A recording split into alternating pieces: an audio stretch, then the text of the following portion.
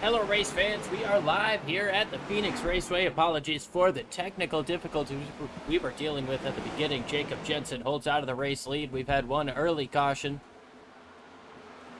Gotten back to the green just a lap ago. Justin Opliger in second. Dalton Fredericks was on the pole. He started, he's falling back to third place. Caution is out once again, I believe.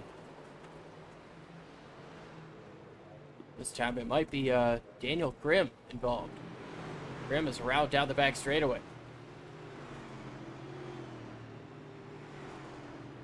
Yeah, it seems to be facing the wrong way on the track right about now.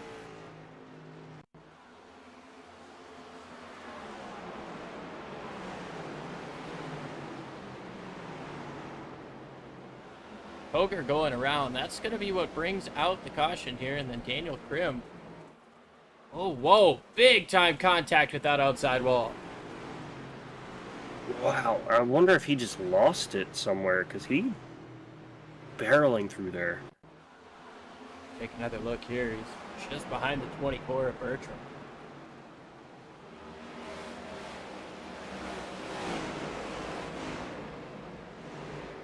Oh, it just got sideways on that transition and corrects back up into the outside wall. Heavy contact there for the 47 of Grimm.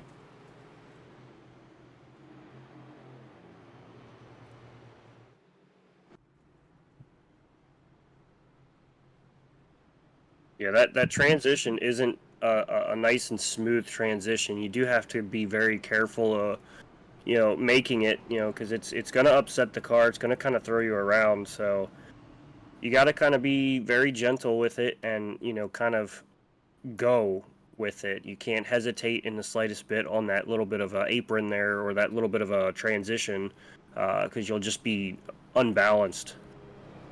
Like, you almost want to go across it as straight as you possibly can and not upset that car. Well, we saw with Daniel Grimm what happens when, you hit that transition wrong. It can really upset that car really quick. It's going to take some quick hands, almost IndyCar type of hands, to keep that car straight through that transition. Yeah, and it's not easy to do. I mean, it doesn't matter how good of a handling car you have. It's still not going to be easy to do and easy to hang on to. Well, Jacob Jensen leads lap number 9 over Justin Opliger, Dalton Fredericks, Joshua Vidal, David Snook, Taylor Bertram, Gary Wells, Caleb Lamb, Brandon Storr, and Alex Relic round out the top 10. Jake Zito, Stephen Timko. Got the 76 of Marco Evans, Parker Suppland, Logan Kogar, Jonathan Cogswell still on the racetrack. Daniel Grimm currently off of the racetrack as these guys double up, get ready to go once again. And Frey is out of this race. Doesn't look like Ryan Frey going to be able to continue on in that 32. Believe he was involved in that first caution before we got our live coverage set up. Once again, we do apologize for that technical difficulty on our end. It's completely a my fault thing. We want to bring you this great racing action because this league is incredible. Week in and week out, these guys are super talented drivers, and we're going to see them get it done here in the desert for 150 more laps when we get the green flag.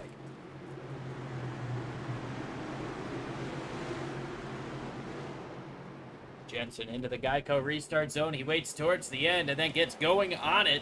Opliger up on the outside in the 1. He's going to have the inside filled up with Dalton Fredericks. Yeah, and these restarts are going to be crazy. I mean, you're going to have them 4, 5, 6 wide. Some people going down onto that transition. Others just kind of deciding to stay, on the natural racing surface. And, we're going to see a lot of people pushing the needle and trying to make as many gains as they can on these restarts. Yeah, we certainly are. These guys on the restarts, you get the chance to get down, try to get a couple of spots, gain a few rows if you got the... Oh, big contact into the wall. That looks like Parker Suppland. Got the 13 looking to his outside. Now we're going to see if there's any toe damage on that 4. Looks good from the camera angle. It seems to be handling okay for the time being. While Jacob Jensen out to about 3... was going to say 3/4. It's more like 6/10 of a second of a lead right now. Dalton Fredericks, your pole sitter, gets up into second place. Do apologize, Dalton, for the faux pas on our attempt at a pre-race interview. Oh, big sideways goes Dalton, coming up off of turn 4, or turn 2, rather, and he's going to hit the wall a ton.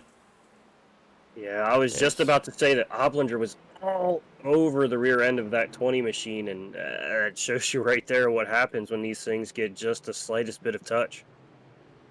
There's the ultimate announcer, Jinx. He is going to hate us for some time. Marco Evans had himself an issue there, too, coming up off of turn number 2. So we'll take a look to see what happened to these guys. Obviously saw that 20 car just kind of kick sideways coming up off of turn 2.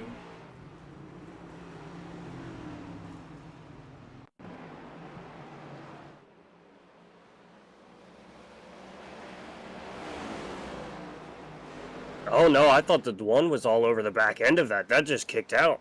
Yeah, it certainly looks that way. Try to take an angle from high above. Definitely no contact to cause that. Might have just been a little bit too much throttle input. If not, you know, maybe that air on the back of the car.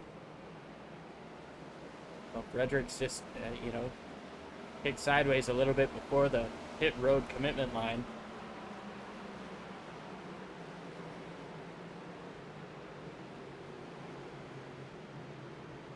Let's see what happened to Marco Evans here.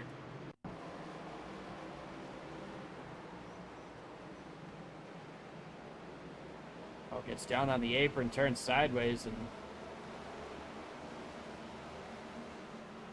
almost comes to a complete stop.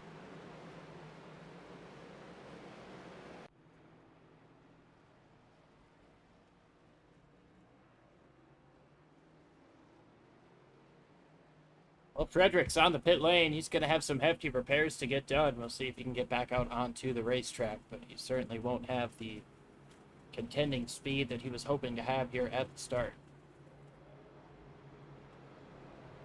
Yeah, and that's unfortunate. You know, he's always quick, and you know, now he's just got to kind of fight for every little bit and piece that he can today.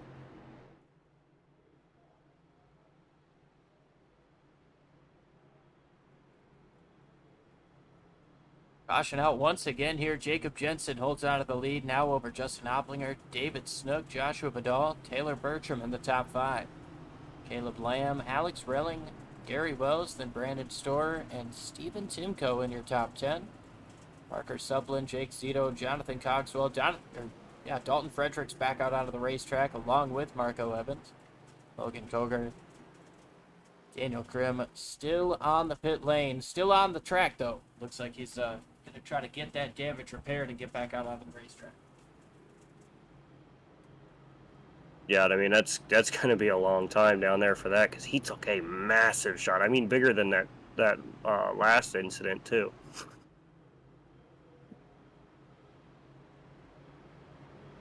Another guy who took a big shot was Parker Sublin. We saw him smack that outside wall coming up off of, I believe, turn 4. Be interesting to see how that 4-car handles. He has not yet come into the, well, he came in, actually, yeah, he came in this last time by to get that damage looked at. It's his first pit stop of the day. We're doubled up, ready to rock and rumble once again. Number 17 going to be in the books. 18 when we take the green. Long way to go here in the desert. The desert is not nice to anybody. No, you've got that right.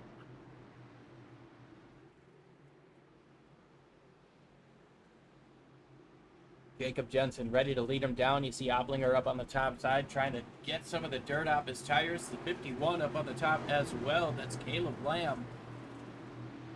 Guys trying to get every advantage that they possibly can because they know they're going to need it in this stacked field. Green flag back in the air once again. Jacob Jensen leads him down. Lap number 18 underway.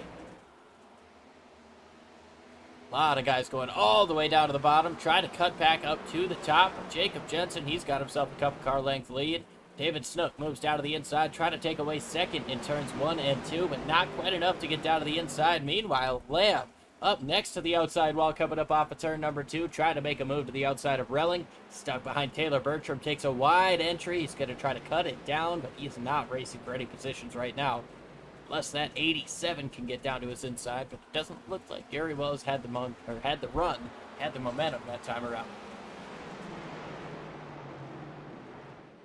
Yeah, it's going to be interesting to see how these guys really start to handle on these, on a long run here. If we can get some of these laps, chained together and running, we're going to see some guys, wear out stuff and maybe start to plow a little bit, and then you're going to see some other guys who are going to find themselves a little bit looser, in corner entry and corner exit.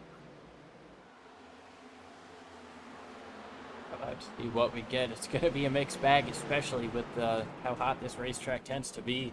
See that 87 Wells getting right up next to that wall, trying to push the limits where this line is going to be, trying to push them early on. It's going to widen up throughout the course of this race. Yeah, and you're going to want to test out every possible angle that you can as well, because, you don't know what's going to work better if you don't try it. Oh, big time loose there out of Cogswell. He's going to keep it straight through the dog leg. Now Fredericks moves back up to his outside. Up into the wall goes the 25 of Koger.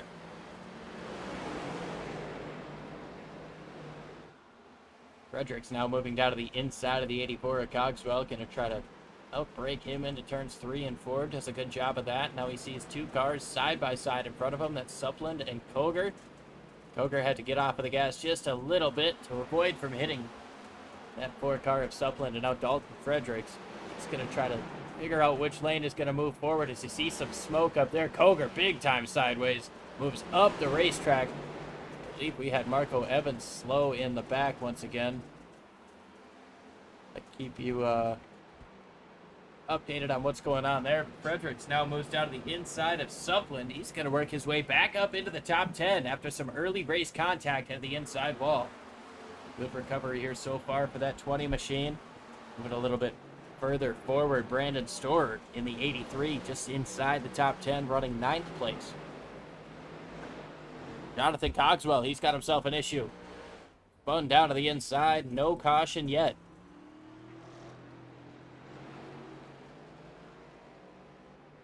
It looks like he's going to luck out just a little bit. Doesn't look like he really hit anything too hard, or if at all. Car looks rather clean right about now. Caution is out now. Alex Relling down on the inside. What looks to be turns 1 and 2. Still not used to the switcheroo that they did on these turns, but Alex Relling goes around. The caution out once again.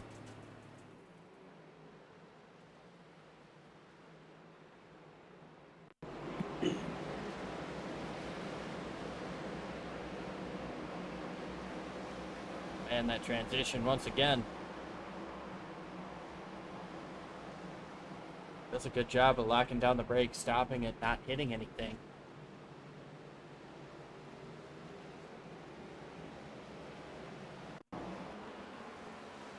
See what happened to Jonathan Cogswell.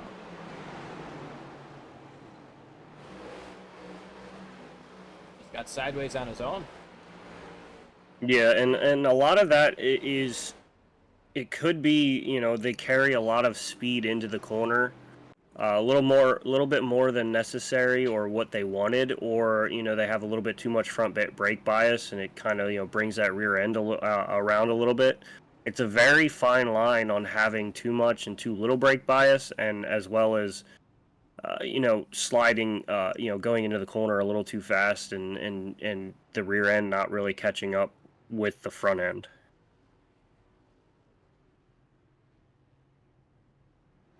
Of oversteer right there, and everybody's pitting this time around. What looks like Justin Oplinger is going to win the race off pit road. Brandon Storer, Stephen Timko, Marco Evans, Jonathan Cogswell, and Justin Oplinger stayed out. Or no, Justin Oplinger was the first one off of pit road. Everybody in front of him stayed out. Jonathan Cogswell, Evans, Timko, and Storer. Dalton Fredericks still getting some more work done on the pit lane. It's got to be a little bit promising knowing how quick that car was, even with the damage he had. Yeah, I'm rather interested you know, it seems to maybe take a little bit of speed, but I mean, he's still carrying enough speed that, you know, he made it back to the top 10, and I wouldn't be surprised if he can maybe get it up even further than there. There's a long way to go, 130 laps, and we've still got a stage break coming our way, so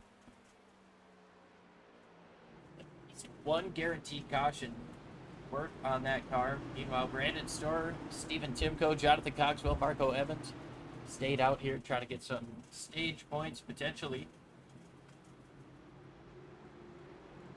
See what Opplinger and Jensen can do behind these older tires. His car makes that hard left turn once again.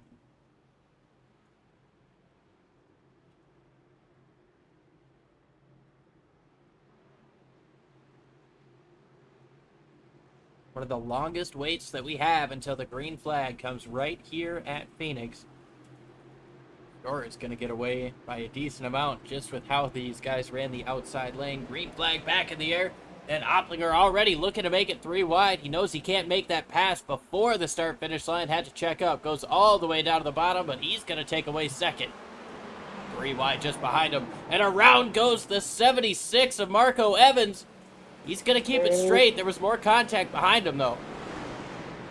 Yeah, lucky enough for him to hang on to that and not cause himself any more harm. Opplinger looks down to the bottom of Storer, trying to take away the race lead. He's got to run, and here comes the 26 of Vidal down to the inside, trying to take away second as well. Rather, third place. He's gotten in front of Jacob Jensen. David Snook up the racetrack a little bit. Going to allow Vidal to get in for third place as the caution is out once again.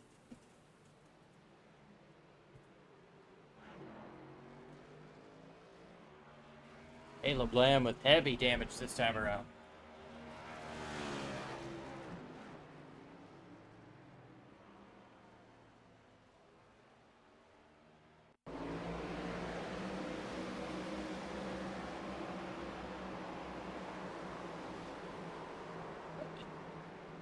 Like Parker got loose through the dog leg, and maybe the 51 got up on the apron.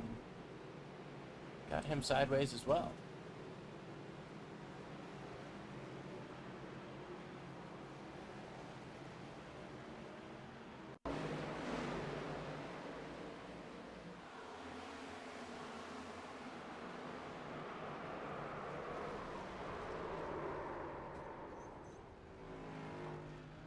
Doesn't seem like a crazy amount of contact to the front end of that 51. Obviously, it shows the bumper coming off, but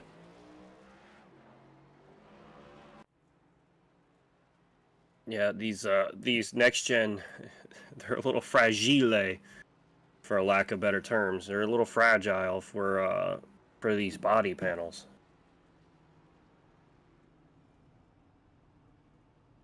they're fragile when they want to be.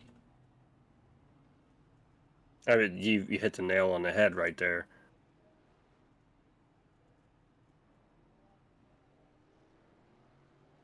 Seems like the biggest thing that tends to be the weakest is those rear toe links. Oh, absolutely. You don't want to have a tank slapper in these cars because that rear toe link breaks. You are in for a world of trouble for the rest of the race. Yeah, and I mean, unlike real life, there's no getting it back. You know, it doesn't really allow for us to just go underneath and replace that toe link.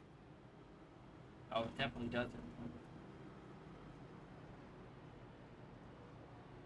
You know, it reminds me of, you know, I can't remember whose pit crew it was, but, you know, over the weekend, I watched a dude launch himself onto the hood of his car. That might have been on the 2 for the Xfinity race.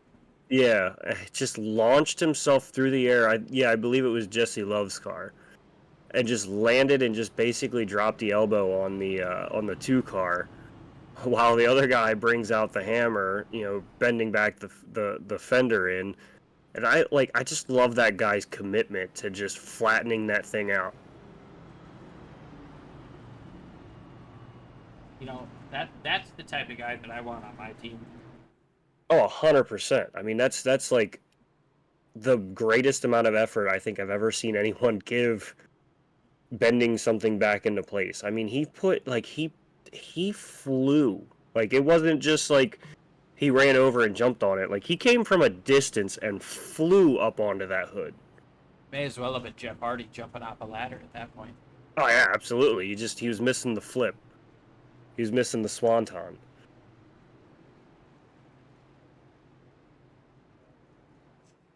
Lights are off on the pace car once again. Gonna give this another go. Lap number 33. Green on lap 34. 21 laps to go in the stage. I believe 126 laps left in the race.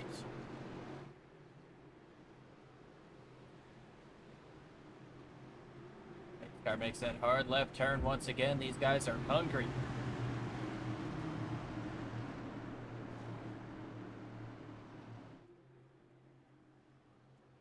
Oplinger, Vidal, Snook, Jensen, Relling, Timko, Cogswell, Wells, and Fredericks. Marco Evans back up into the top 10 as well.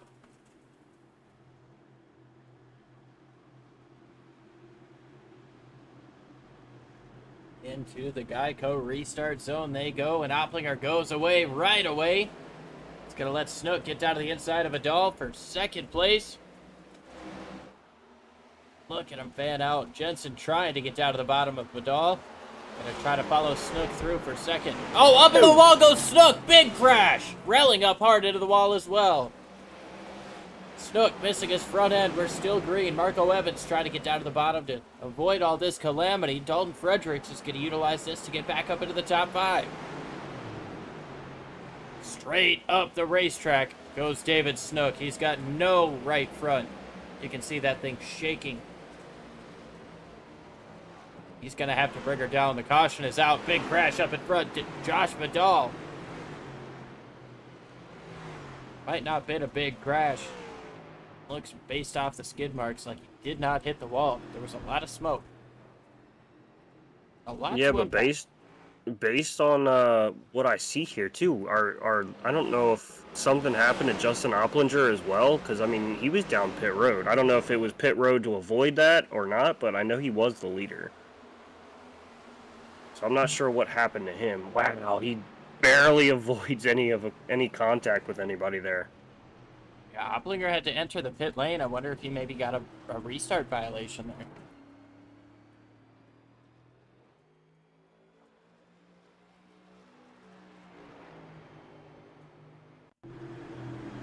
Go back from the restart.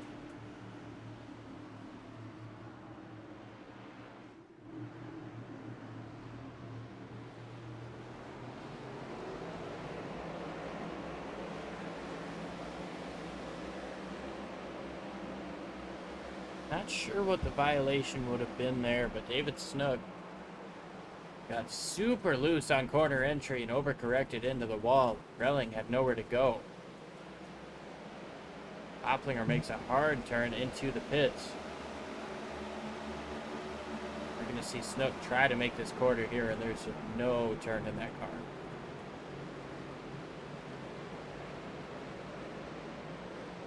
And Vidal going for the race lead. Hits that transition, gets him sideways.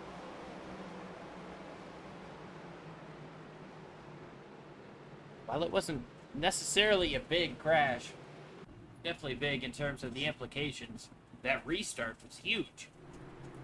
With Oplinger having to come down, Vidal spinning, going for the race lead, and Jacob Jensen getting back up front once again. Dalton Fredericks, he's up to 4th place, and I got to tell you, that front end looks good. Yeah, and I mean, maybe the impact that he had was not as bad as it seemed to us up here in the booth, but I would have said that was almost similar to the first crash we had where, who was it? Oh, man, Daniel Krim, where he, lost it on that transition. I mean, I would have guessed that he was just in that territory of a hit, but I mean, he's got that thing fixed and it's headed in the right direction. I mean, like you said, up into the top 5, sitting in 4th. and not really looking back. I mean, those last couple of laps, he was running within, striking distance of the leaders there. Really doing a good job there, and that crew deserves a lot of praise as well. I mean, hit that wall a decent amount. As long as there's no engine damage, you've got something to work with. Your RPMs are falling down. It's where you start to struggle. I mean, a track like this, it's not quite as bad as a bigger track like a mile and a half, but Dalton Fredericks sitting in 4th place, your pole sitter, he's got to be feeling pretty good about the repair job they've been able to do.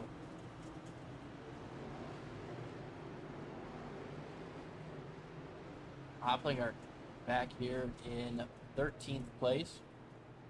Going around Jake Zito. He's 1 lap down right now in 17th. Got himself a pretty cool paint scheme, as he does every week.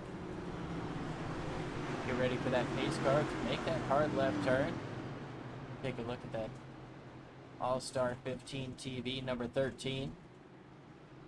Got the Phantom Power behind him.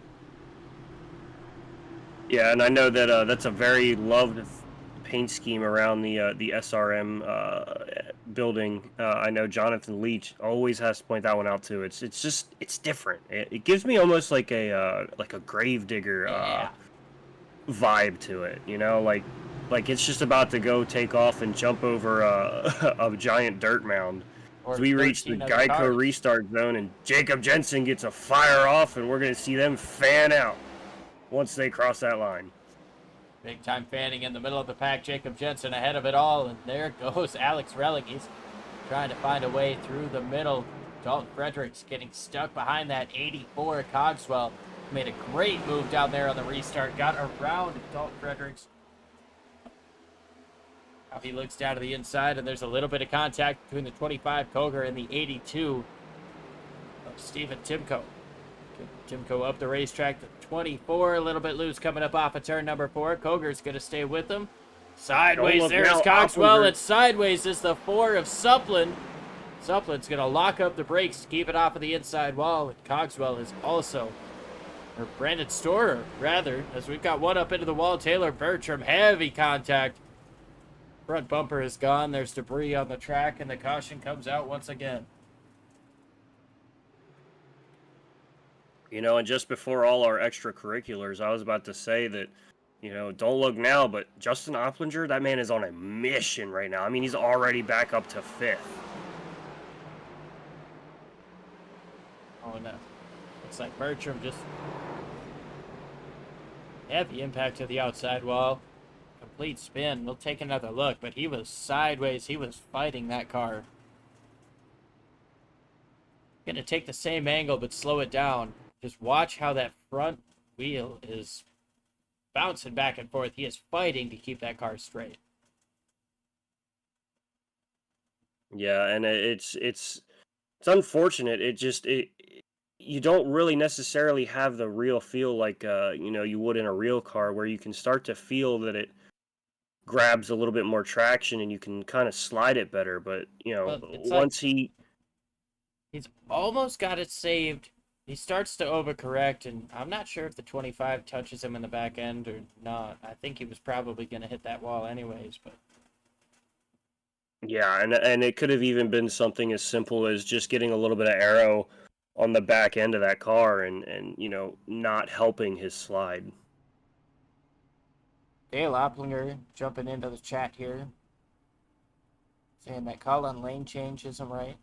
Got Allison Shelby saying, let's go, Caleb. Golf McLaren asking where was qualifying. We apologize for some technical difficulties that we had on my computer's end. Not a sim racing media thing, just a me personal thing. My computer didn't get me where I needed to, and we do apologize for that. Let's go, Justin, says Dale. Opplinger for the win, says Brant. We appreciate you guys jumping in here, hanging out with us, enjoying these guys kicking ass week in and week out. The Cup Series on Wednesday night, the Xfinity Series. We're supposed to have a show last night. Once again, my fault that we didn't have one. Yeah, and I mean, last week I felt lost, not having, these guys having an off week, and yeah, I felt lost. I just wanted to watch these guys. I feel like I keep up with these guys a little bit more than I do the, IRL stuff, and I can tell you, I'm in my seat every Sunday for the real life NASCAR, but these guys put on shows week in and week out. Yeah, I mean, we are blessed with an incredible finish. Pretty much every time we do this, whether it's, we're lucky that oftentimes it's been for the race win, but even if it's for a final podium position or second place, whatever we're looking at, man, these guys just race their hearts out for whatever position they're racing for, and that's all we can ask for out of these racers. Is these guys push it to the limits. They do it in a respectful manner. I know that this race doesn't really seem like it with the amount of cautions we've seen at the beginning portion, but the Detroit Grand Prix, that kind of looked like a mess at a time, but still a good race. God, Dixon somehow pulled that out. So who's going to be the master fuel saver? Who's going to be the mastermind to get through all of this chaos here in the desert? We talked about it before. The desert does not play favorites. It does not make friends. People do not survive in the desert. But the desert is nice enough today to give one driver a trophy. Gonna find out in about 10 laps who's gonna get stage points. Then it's all out, racing for a trophy here in the southwest of the United States, Phoenix, Arizona. Jacob Jensen holds out of the race lead right now with 9 to go at the restart in the stage. He's got himself a nice gap over Dalton Fredericks, the outside. Second place supposed to be Gary Wells. He's staying at pace speed, which jumbles things up a little bit. Green flag back in the air. Dalton Fredericks completely clear for second. He's going to be able to get away clean. We'll watch back a little bit further. See how these guys fan out getting into turns 1 and 2.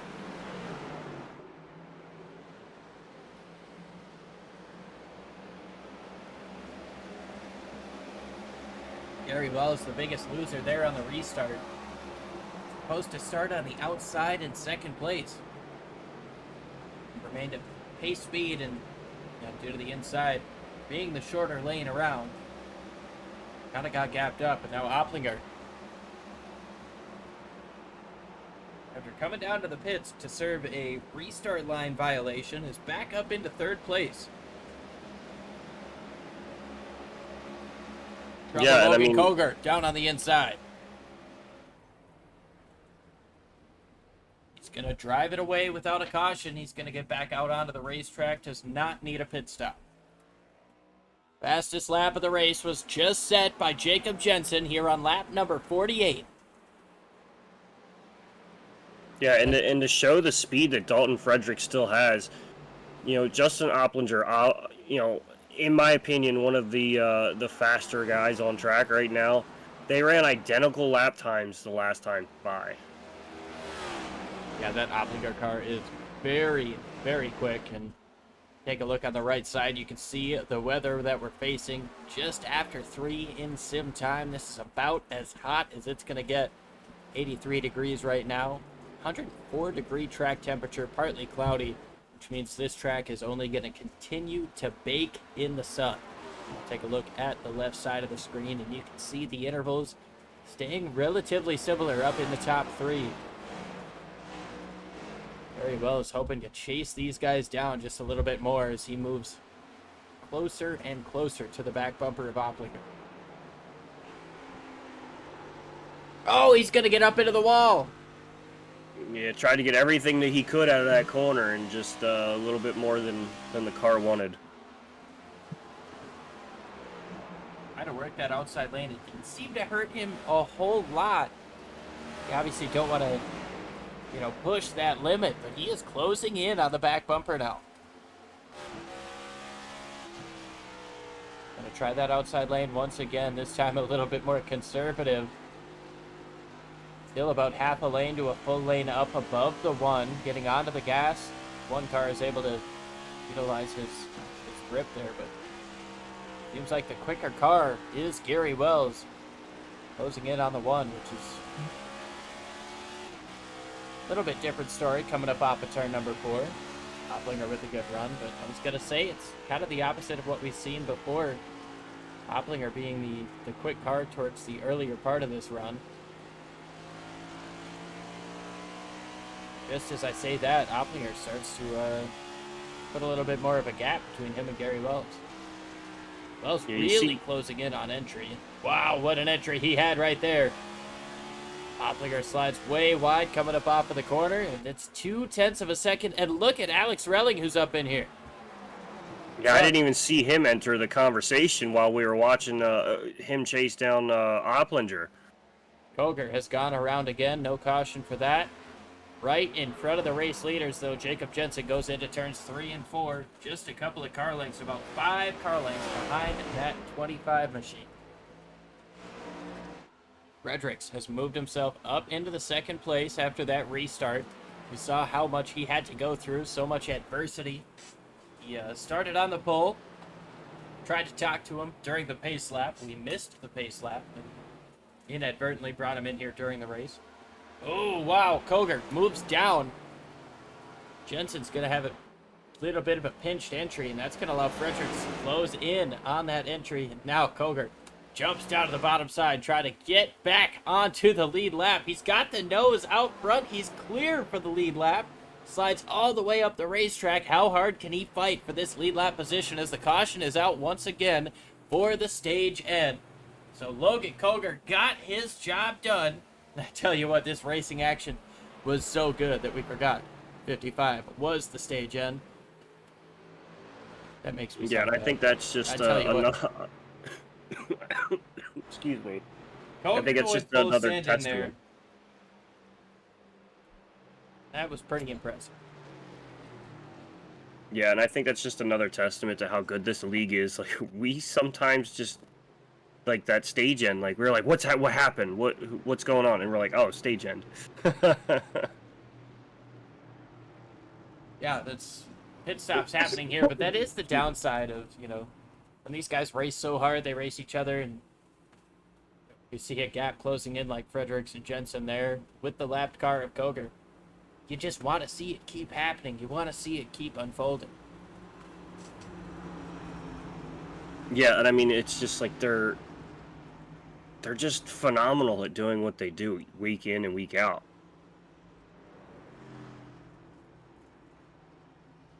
Well, while these guys take a little stage break, we're going to go ahead and do the same. We'll be right back with more phenomenal racing action here from the desert of Arizona.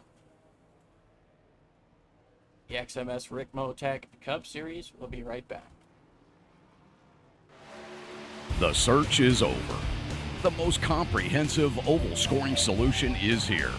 Featuring oval playoffs, adjust drivers per round, custom number of rounds, custom playoff points, provisionals, optional win and you're in, custom playoff displays, rookie championships, optional minimum participation, and load those results in seconds. Visit extremescoring.info today.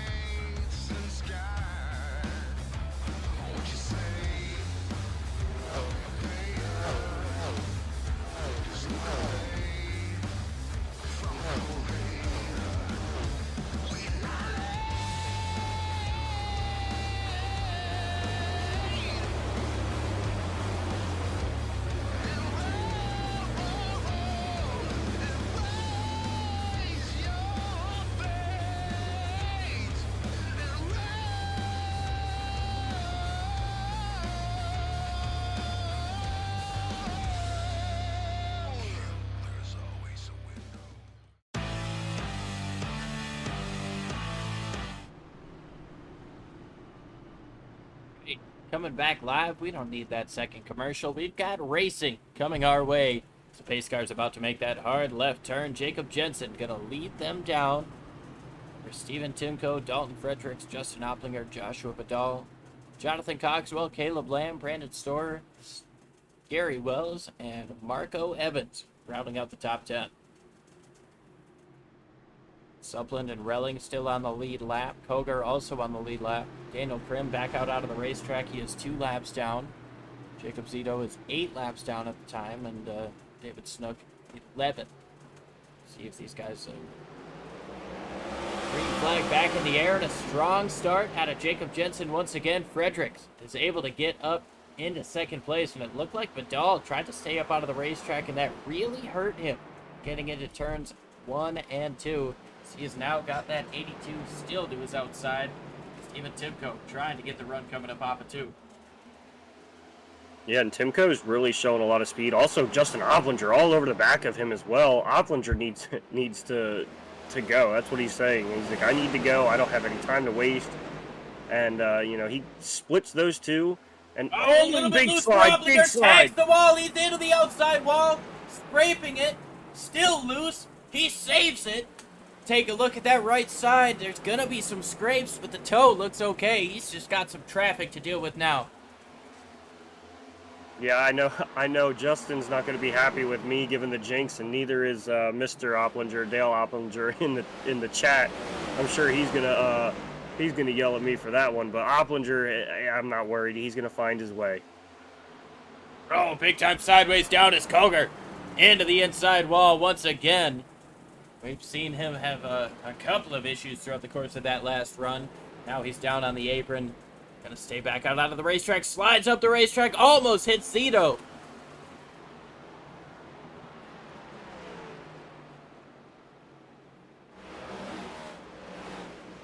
Jacob Jensen continues to lead this race. Dalton Fredericks just over half a second behind. And it's going to be another 1.5 seconds back to Caleb Lamb. And then the Hornet's Nest here is Relling sideways there. He's going to come down, almost hit Storer.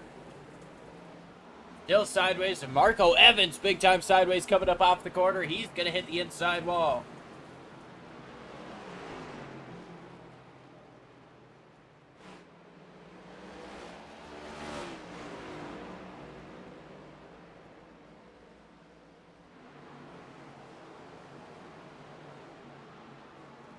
He stay green.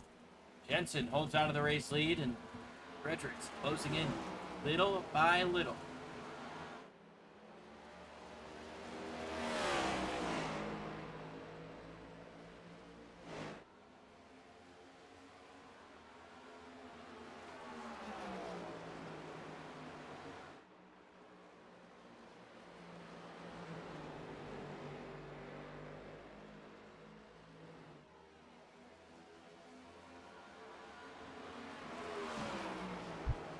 Another 10th that last time around. Fredericks closing in on Jacob Jensen. He knows he doesn't have another guaranteed caution coming his way.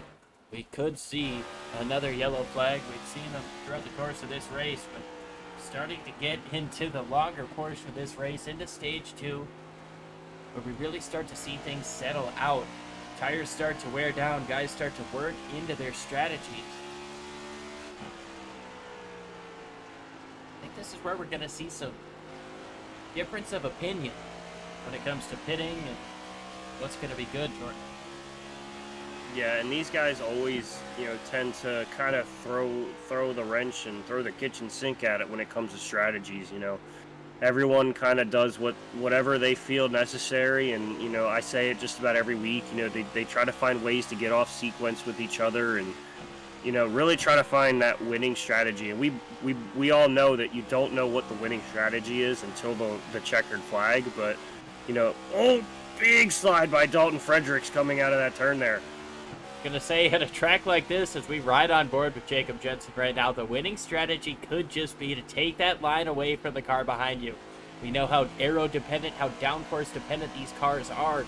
So if you can get dirty air, turbulent air, in front of the car that's trying to chase you down, it's just less downforce that they can utilize. However, when you see Fredericks move up half a lane like that, That's undisturbed air on the right side of his car that he's able to utilize, get that downforce, and try to close in on the car in front.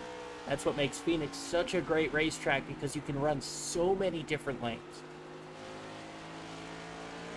Yeah, and that's what I love about a lot of these tracks is there's, you know,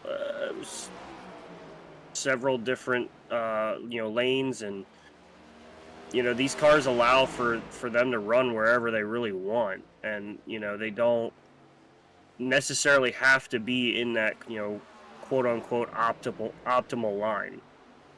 Well, we're worried about the race lead here closing up. We've got an incredible race here just inside the top 5. Alex Relling trying to hold on to it. Gary Wells to the inside trying to take it away. And you've got the 84 of Cogswell trying to figure out which way is going to go first so he can follow through and start fighting that guy. Caleb Lamb and David Snook just behind this group.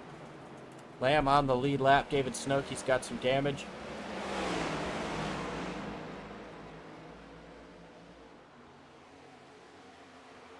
Brandon Storrett just behind Snook, as Wells continues to try to the inside of Relling.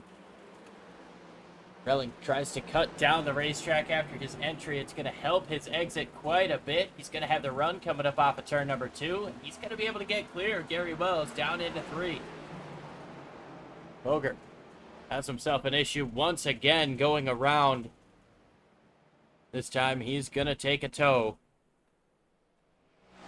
No caution. Steve. Logan Boger might be going on the hauler. We'll see. He's got a little bit of a tow to get done.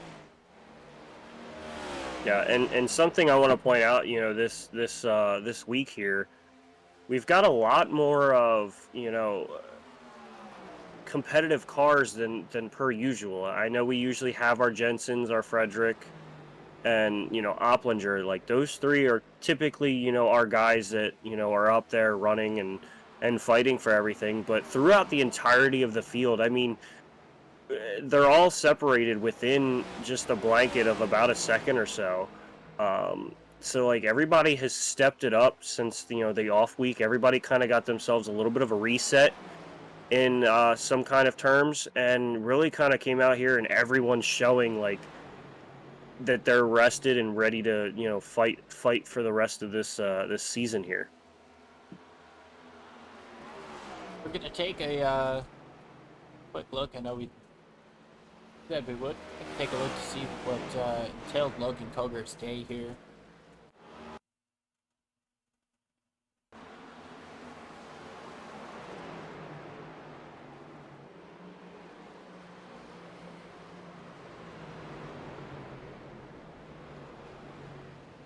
That spin there. Other one kind of same spot, same deal. Yeah, and I mean, this is not an easy track by any means. It's hot, it's slick. The cars are always a lot looser and on edge. It's just it's hard to drive.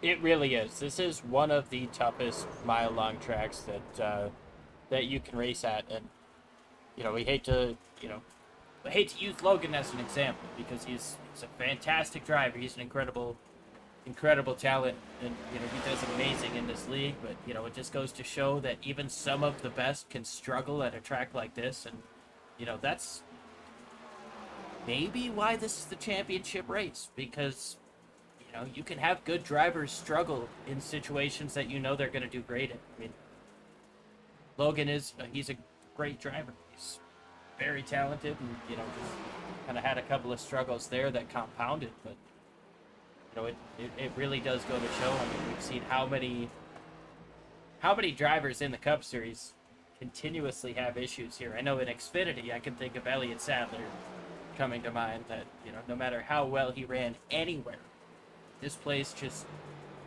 whether it was his own fault or contact from somebody else, he just couldn't get through it. Yeah, and I mean, like, that's a great example. I know I've recently watched a kind of like a YouTube docu-series pretty much on how he was like the champion to never really be in several different cases. And you know, this track is one that really bites you And not to, fault Homestead Miami by any means. I personally love that track. I did love it as a finale, but it's not as technical and difficult of a track as we have here in Phoenix. Whoa, whoa, whoa. I wouldn't go that far. You got progressive banking, you got 1.5 miles, you got multiple lanes you can run. I would still rather go there than here for the finale, but we're here for round 9, so. Well, see, for me, the reason I want to go there for the finale is because I'm going to have a much better time. I mean, on this service, it's probably one of, what, 2 or 3 wins in my iRacing career is at Homestead. So between Homestead and Kansas, those are the only places that I truly love to race and can race good at. Yeah. We talk a little bit on the sidebar here. We're watching an incredible battle here between Stephen Timko and Parker Suppland. This is just outside the top 10, racing for 11th. And Suppland, he's really trying different lines. It doesn't seem like that car is handling super well. He's really trying different lines to try to keep that 82 behind him. Tried the outside lane there. It didn't work as well as he wanted to. But he's keeping him clear. He's keeping him behind him, and he's keeping him honest. So that 82 has really got to try to fight to make that pass. And then here's Jake Zito. He's a couple of laps down, but he's got the quicker car. He wants to get past both of these guys, but he does not want to make any sort of negative effect on this battle. Now he moves down to the inside of Timko, but he backs off.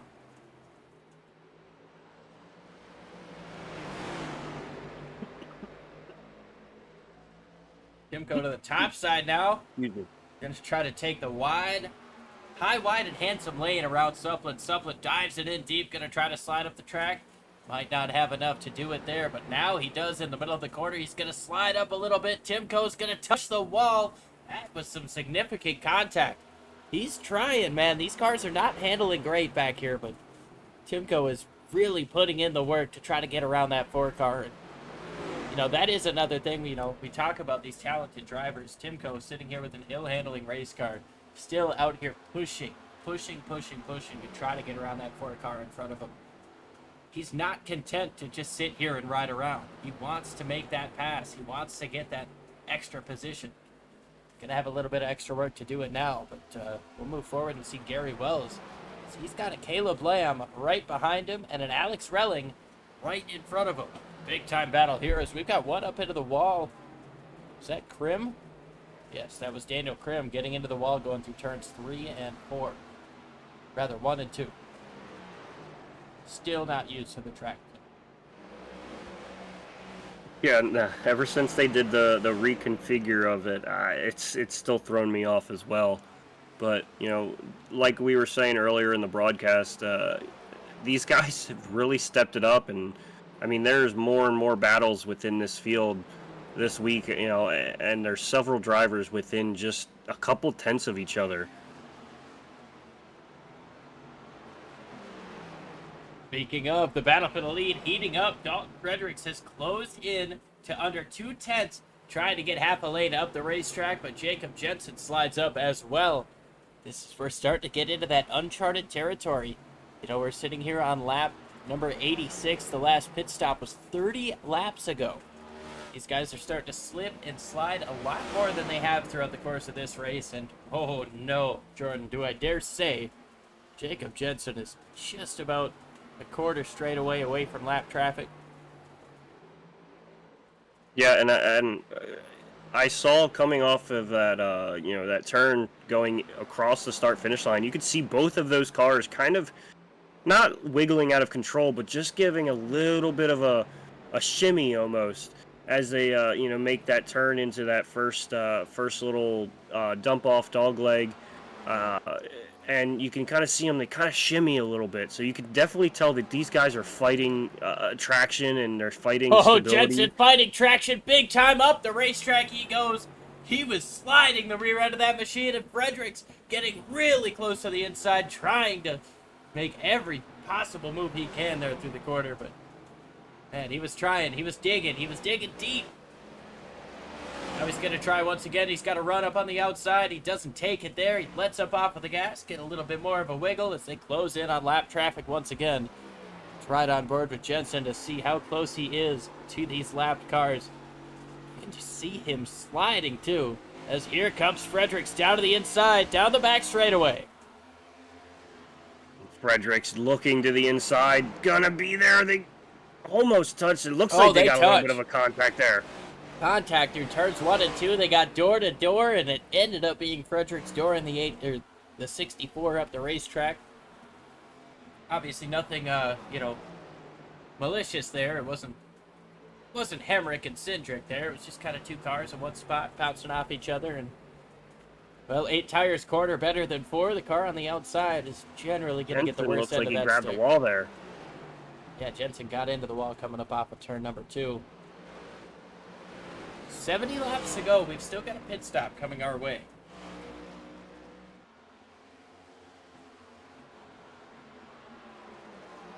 Yeah, and it's going to be interesting to see who kind of jumps first here. You know, I feel like Jensen, he may make a call to come down early. You know, try to get off sequence.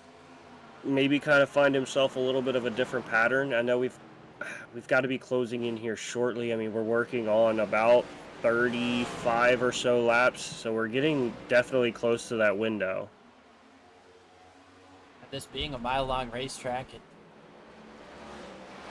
might be able to push it a little bit further. That stage end being at 55. If these guys can push it 58 laps, they can make it on one stop. You know, I gotta think they're close enough to that mark. Lap number 92. You can make it 10 to 15 more laps. You are A-okay to make it to the end.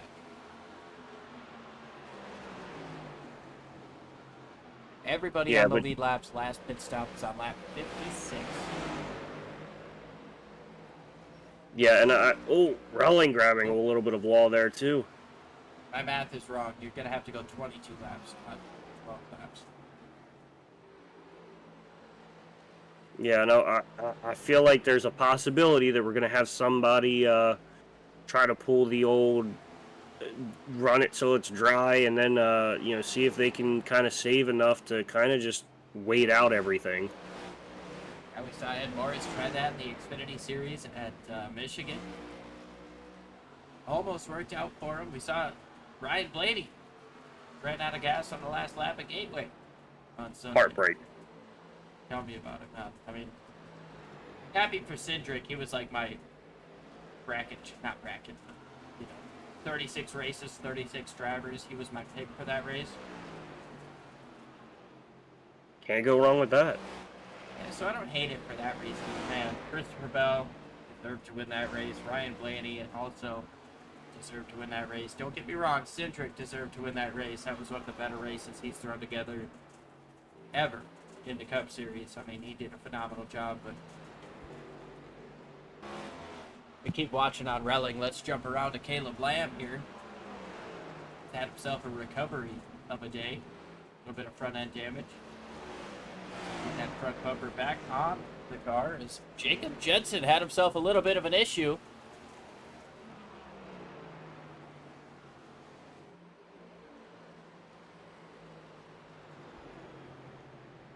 He's all the way back into 5th place. That car not handling well. He's got some right front damage. Justin Opplinger has moved into 2nd, but he is 5.5 seconds behind your race leader. Or no, rather, Joshua Vidal in 3rd is 5.5 seconds behind. Justin Opplinger is 0.7 of a second back.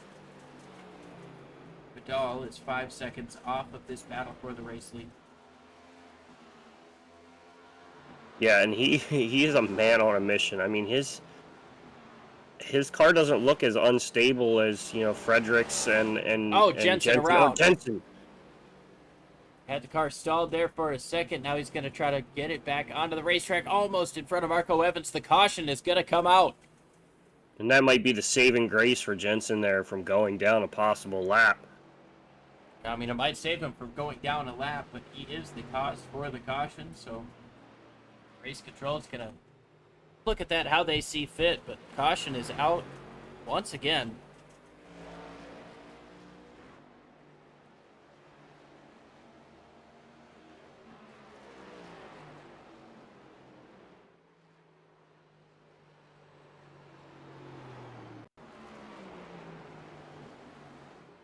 Jensen, the same thing that we saw happen to Koger so many times. You just get up into that corner and I don't know if it's too much speed or what, but that back end just wants to swing out. Yeah, I think a lot of it with that specific corner is it's a little flatter, and I think it has a lot to do with the speed that you're carrying throughout that corner. You know, it's not as stable as, you know, a high bank that kind of turns you as you enter it. So you're kind of having to pull the car where you want it to, and if you have, you know, too much brake in it, or you get on the brakes too much, you're gonna bring that rear end around. It's like Opplinger missed his stall just a touch. Everything that Fredericks needed. You could see how quickly he gets the left side up compared to the left side of Opplinger. He's down and away. Opplinger doesn't really have much for competition around him. A significant amount of time lost him the chance to race for the lead off the pit road. Yeah, they got into the box just about identically timed, and just Opplinger just a little bit forward, had to take that time to back up, and, you know, ultimately that gives Fredericks a rather just simple stop and go.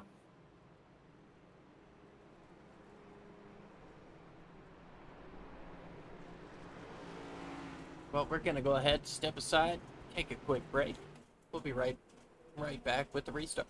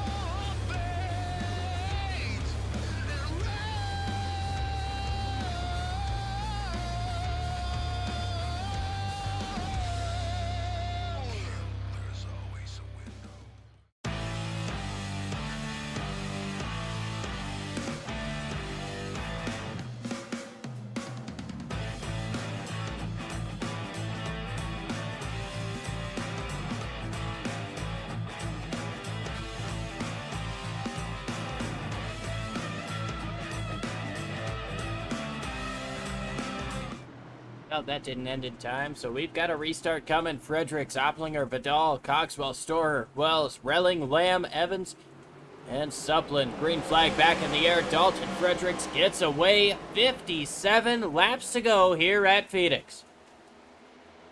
And Fredericks and Opplinger showing their strength, spreading their wings, going into that turn there, and Opplinger looking to redeem himself from that pit road stop and get through Dalton Fredericks here.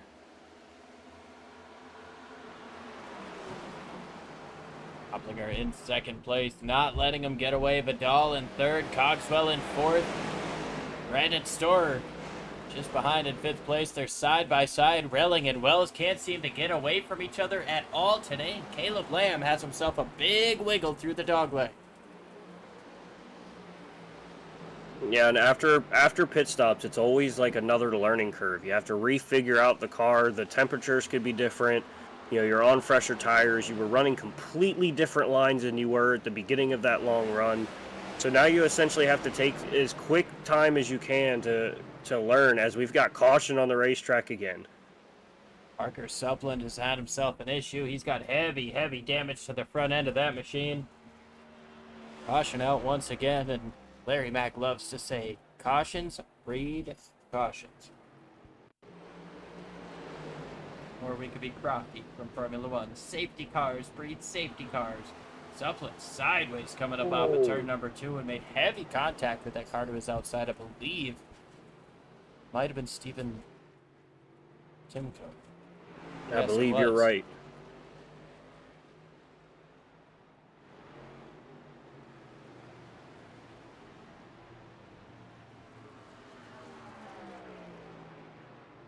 So caution out once again today, I believe for the 11th time. Showing caution number 10, but we had an incident on the first lap before we were able to join you guys. Once again, apologize for that faux pas on my end. We are good to go. Got some more chats up in here. Dale saying thanks for doing these streams. Well, thanks for tuning into them. That means a lot to us, and well, we know that Justin enjoys having you watch him and root on him. The Panda saying Sundi. I don't know what that. I tried. Keep doing what you're doing, Dale says. Let's go, Frederick, says FD. Timko got to come into the pits. Suppland also make a late decision. Come into pit lane.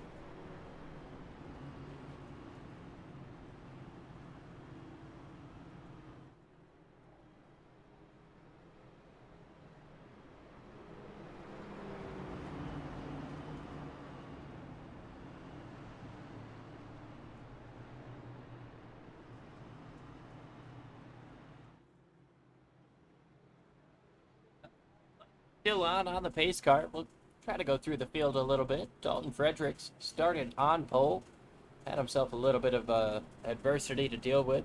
Running through traffic. Had some contact with the front end. Justin Opplinger. He's also been one of the front runners here. Hasn't left the top 3 a whole heck of a lot. But when he has, he's gotten back up here quickly. Joshua Vidal, another driver of in the top 5 all day. Breaking into the top 3, it seems like he's got the speed. We'll see if he can get up there and race with these guys moving forward. Jonathan Cogswell. Sorry? I was just going to say, we're seeing like some guys put on some really good performances. You know, Cogswell, last race out, had a podium finish. Vidal's been showing some great strength recently.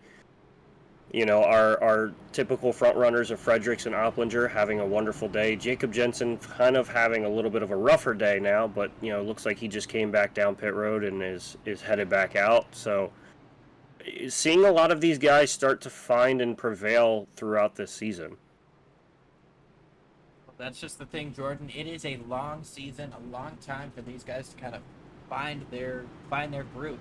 You know, much like a race like this where we see some comers and goers. Season's gonna be the same way. You know, guys will hit hot stretches. They'll hit tracks that really fit them well. I mean, I don't think we're done seeing surprises for front runners throughout the course of this season. I mean, I think everybody here is a great talent, but we get into these summer months, we're gonna see some names shine that we haven't really been able to talk about a whole heck of a lot. Yeah, and I mean, it's purely just amazing to watch. I mean, these guys are such professionals, and it's fun to watch as we enter the Geico restart zone. Frederick's going as soon as he enters the box, and everyone following in tow as they fan out. Actually, no.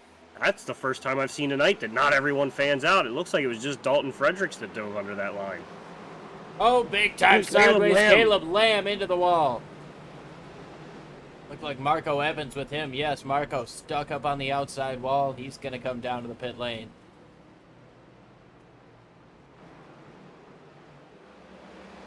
Fredericks continuing to lead.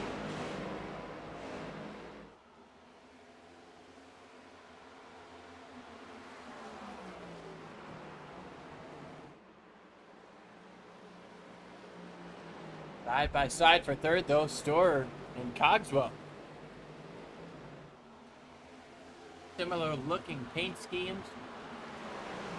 Different manufacturers here.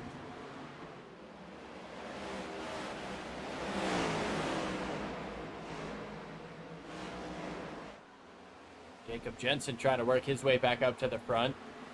He's gotten that right front repaired. He goes down to the inside of Relling, trying to take away the 6th position. These guys work to the outside of Parker Supplin. He's a lap down. He's not going to fight him too hard for anything. Jensen, though, moving up into the 6th place now behind Brandon Storer. He's going to be able to clear Alex Relling. Yeah, Jensen's on a roll, trying to find his way back up to the front. We know he's got speed to match Opplinger and Fredericks, but it's Big time sideways Relling. right behind for Relling.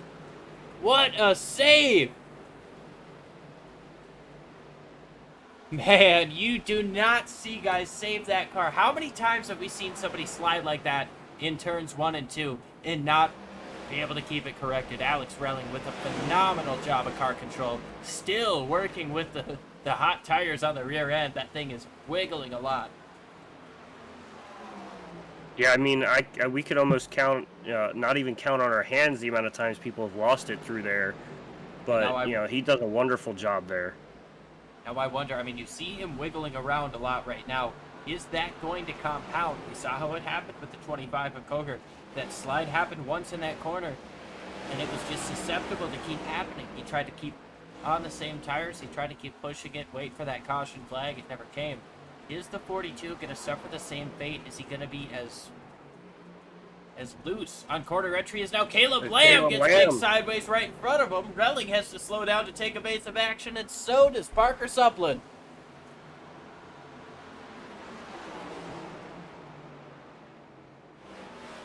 Yeah, and it's just that flatter corner that really is showing problems. The higher banked corners, it's the car turns itself. They don't really have to put much wheel into it.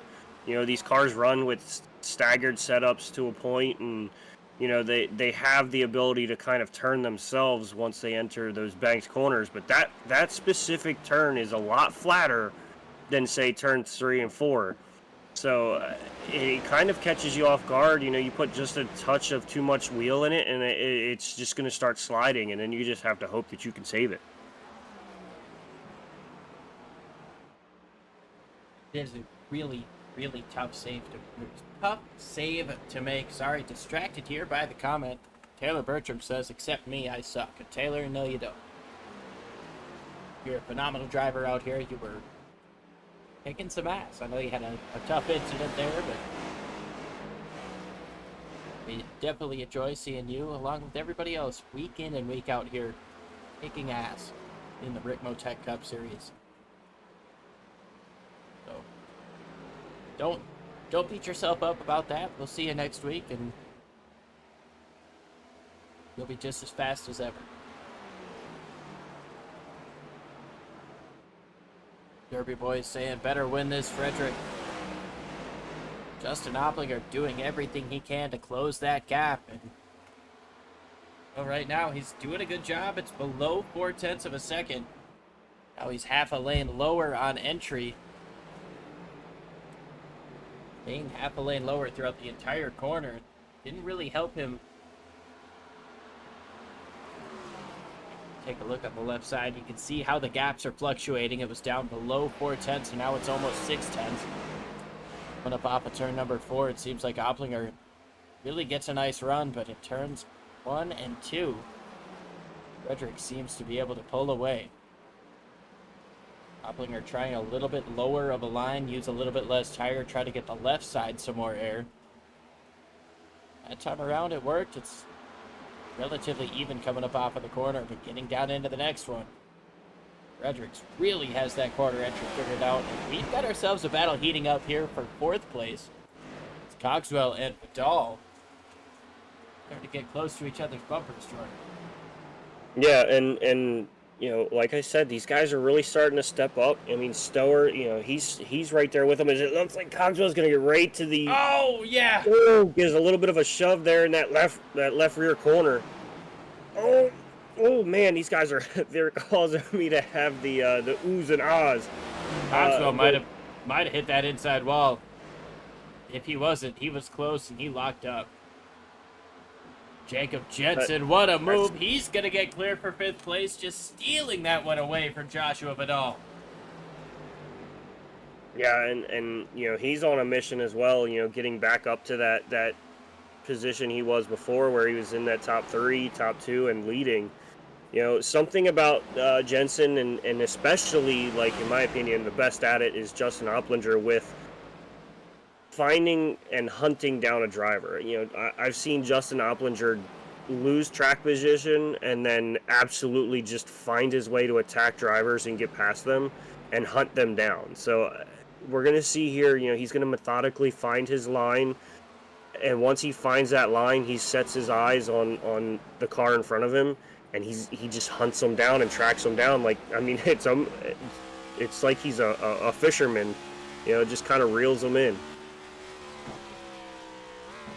Well, another thing to think about here is that we've still got 37 laps to go the next time they cross the line. We haven't really had long runs like this. We haven't seen a lot for comers and goers. We saw how it played out in that first run, and it seemed like Fredericks was really good in the middle part of the run, but Oplinger was starting to chase him down throughout the late stages of that run before the caution came out. So it'll be interesting to see as these guys run towards that lap 160 mark, knowing they don't have a pit stop left to make. How much tire do they save, and is Oplinger going to be able to utilize that speed that he had at the end of the last run the same way at the end of this run? Yeah, and I think we're going to see a lot of these guys really try to stretch and save and try to kind of have some stuff there at the end. But, I mean, if you're Dalton Fredericks, I mean, you really can't settle in very much, because the second you start to settle in, you're going to have Oplinger all over the rear end of you, as well as, you know, Cogswell right here with Brandon Stower. I mean, he's not able to really relax and kind of save stuff. He's got to continue fighting. And even right behind them, then you have Jensen. Jensen's, you know, got to fend off Vidal and kind of keep himself in front of him, and he's not very, you know, able to just ease himself through. Look at how much he's fighting this wheel throughout the course of the corner here. I mean, you see the battle up in front of him. That air is probably upsetting the car a little bit, but, you know, he's pointing it, he's gassing it, he's got to correct, he's got to wait on the throttle. There's a lot of work going on in these cars right now, and Joshua Vidal is trying to take advantage of how hard Jacob Jensen is working right now, trying to take that position back. He's been stuck behind the 64 ever since Jensen was able to clear him, getting into turns 1 and 2 a couple of laps ago. That gap from the cars in front has increased and increased. Vidal has got to be hungry and thinking, I am quicker than you. I was racing with those guys.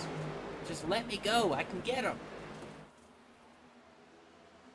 Yeah, and week in and week out, we've learned that it's easy to run in front of somebody, but it's not easy to get around somebody. You really have to find the perfect line and get, you know, everything like has to align. You know, the stars have to align to really make a pass and make an effective pass. His caution's out once again for the 12th time. Caleb Lamb, I believe, has gone around to bring out the caution here with just over 30 laps to go. I tell you what, man, this changes everything. We say cautions breed cautions. Everybody's going to have a chance to get some fresh tires. Oplinger's long run advantage might have faded away with that caution coming out.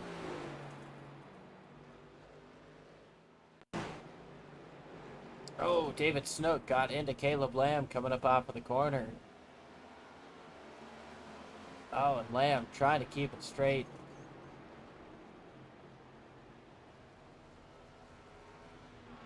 Ends up sliding around a lot as pit stops are happening, wholesale pit stops.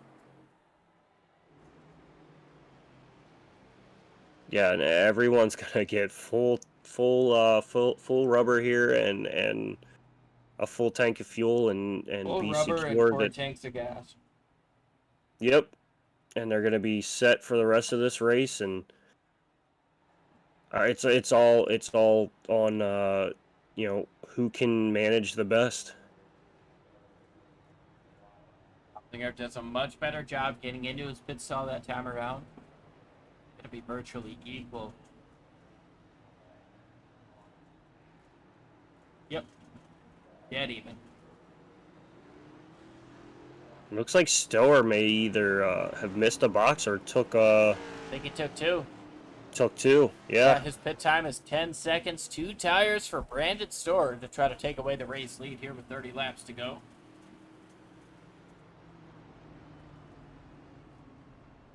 Well, you gotta try something.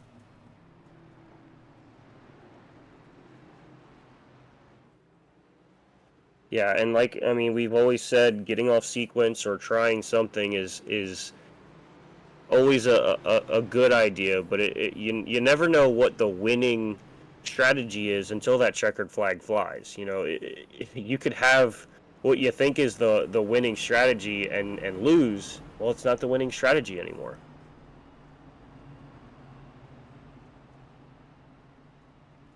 Thanks, Einstein. Sorry. Just the way that you phrased it, I'm like, Here's your sign. but yeah, I mean, you could have everything set, you know, for the way that this race starts. You get that late race caution, and you know, all of a sudden, it's not in your hands anymore. That's kind of what these guys are dealing with Storer up in front of them. We're assuming that the 2 tires is going to be a little bit slower, but well, you just don't know.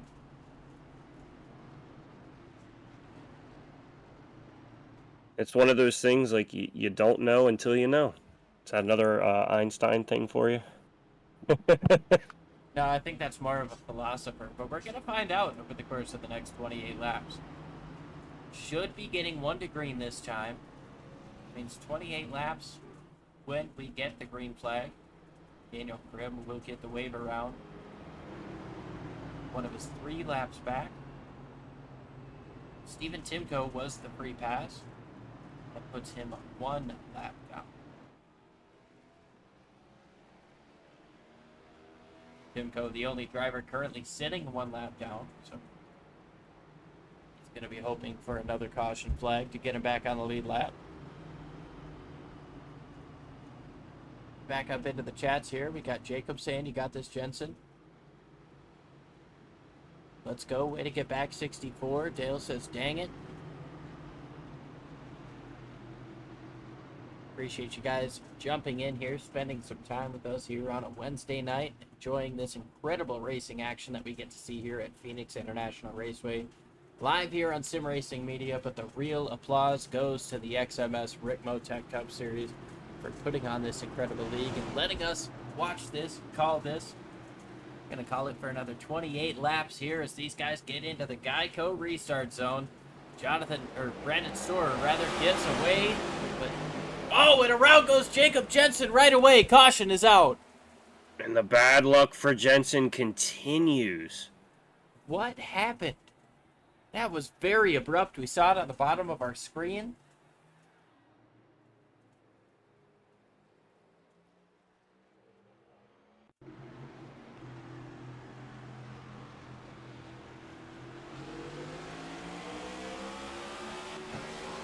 Oh, no. It almost sounds like he didn't shift. Missed a shift. Might have gone the wrong way, potentially. I'm not sure. It sounds like it's not terminal. It sounds okay.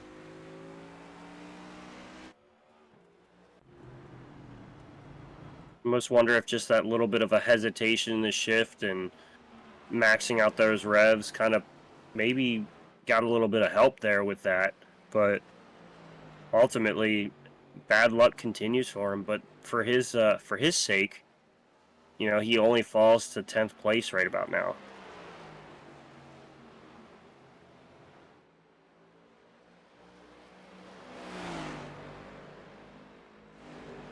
Oh, Frederick's gonna catch up to the pace car here.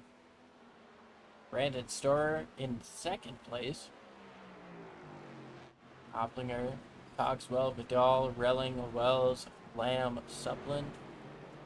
Jensen falls to the tail end of the lead lap. Stephen Timko gets his quick caution. He's going to be able to get back to the lead lap with the free pass.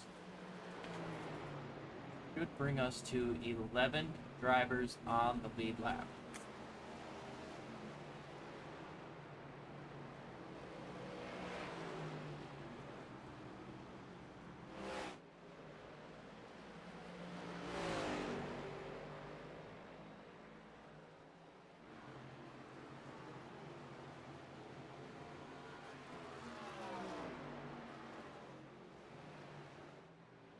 Well, we're going to go ahead and step aside one more time. We'll be back with the finish. 24 laps to go here in Phoenix.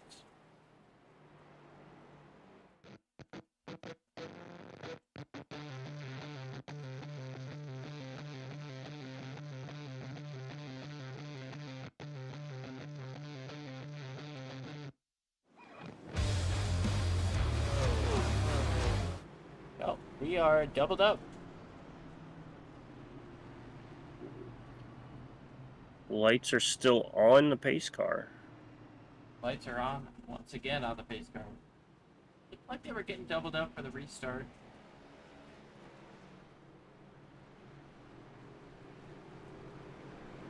They may have pulled a slick one on us, you know. They already knew where they were going to be, so they just went ahead and did it themselves. Could have been. Should be getting the 1 to green this time as everybody's ready and doubled up once again for the restart. 23 to go, going to be 22 to go when they get the green flag.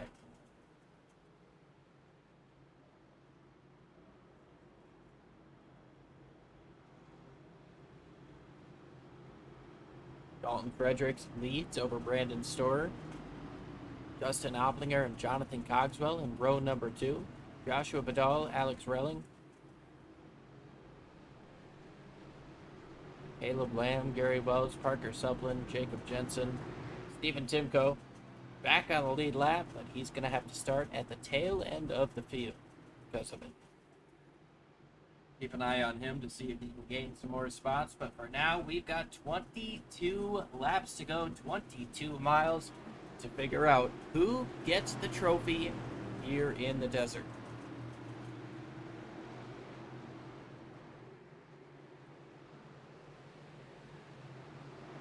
Fredericks gets away clean. Oplinger right behind him by about a car length. Fredericks all the way down. We're going to watch Cogswell here as he stays up top. We know he's going to be, assuming he's going to be a little bit slower. Might be the one to watch here with those 2 tires. Jensen all the way up to the wall, trying to gain a couple of spots here, up in 10th place. To the outside of Suplin, nothing doing there. Cogswell falling back a little bit. Got Vidal to his inside. Alex Relling trying to make a lane through the middle. Storer holds on to 3rd place for now. 4th place rather. Battle heating up as Vidal moves down to the inside. Relling trying to follow through on the top side, following Cogswell. Not a whole lot doing there. Thinks about making it 3 wide, but not a whole lot of room. Might have been a tank slapper for the 84. Oh, down to the inside once again. Dalton Fredericks holds out of the race lead over Oplinger Storer. This is the battle for 4th, just behind those 3, and it looks like Vidal is going to be able to take advantage and get clear, getting into turn 1 and 2. Oh, the 84 fights hard up on the outside. Yeah, Cogswell not really trying to give that up. He's going to fight. He's going to be clear. Smacks the wall really good. Suplin, big time sideways coming up off the corner, crashing down the front straightaway. Back straightaway. He's going to keep it going. No caution yet. Fredericks holds out of the race lead. Fastest lap of the race was just done by Justin Oplinger in 2nd. 19 laps to go, and Oplinger knows he's got to push hard now. He can't wait until the end of this run. Yeah, Oplinger's definitely showing that he knows where he needs to be to run him down, but it's getting by that's going to be a problem. It's always a problem with this next-gen car, is finding a way around. He utilizes that apron there, trying to get every bit of close. He's close. He is close. Fredericks, he's been in this position before today. That one car right up on his rear bumper got him sideways off of this very corner before. Here comes Oplinger down to the inside. Fredericks doesn't want to give him the space. He's trying to block. Down to the inside goes Oplinger. He's going to send it in. Fredericks doesn't want to give it to him, but Oplinger's going to take over the race lead.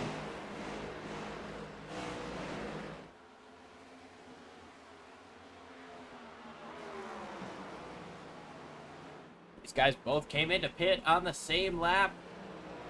Just 12 or so laps to go, or laps ago. So I can't imagine Fredericks has used up a whole heck of a lot of his tires. He's got to still have something in it for this fight. And you know, I know. Oh, Fredericks grabs the wall. Just as I was going to say that, I know Opplinger is a smarter driver than I am for sure, but I always wonder if is it too early to pass, or does he have enough saved as far as tires, to make the run to the end and just kind of pull away from Fredericks? I mean, this man knows what he's doing when it comes to tires and fuel and strategy. So I don't think so. As Dalton Fredericks grabs the wall there, I don't think Opplinger is in any kind of danger right about now, as long as he keeps this thing straight.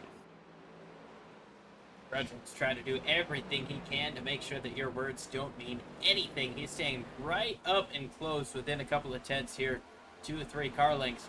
But like you said, every single time coming up off of turn number 4, or at least these last 2 times, he's gotten up, he's touched the wall a little bit.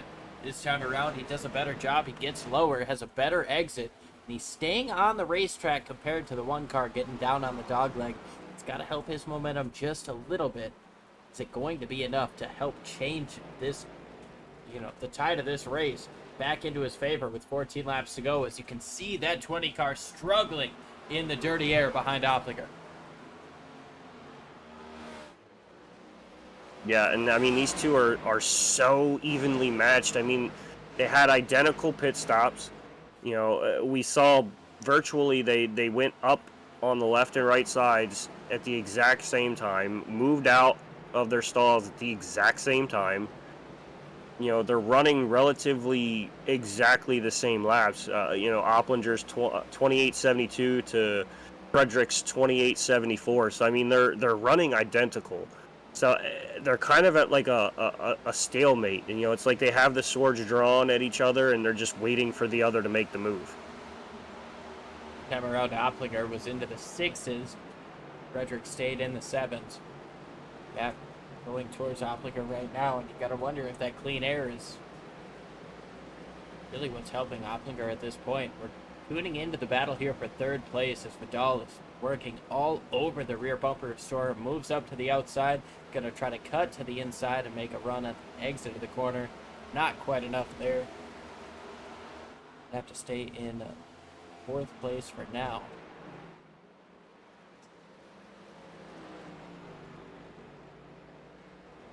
Well, Jordan, we've seen incredible battles for the win in this league, both the Xfinity Series and the Cup Series.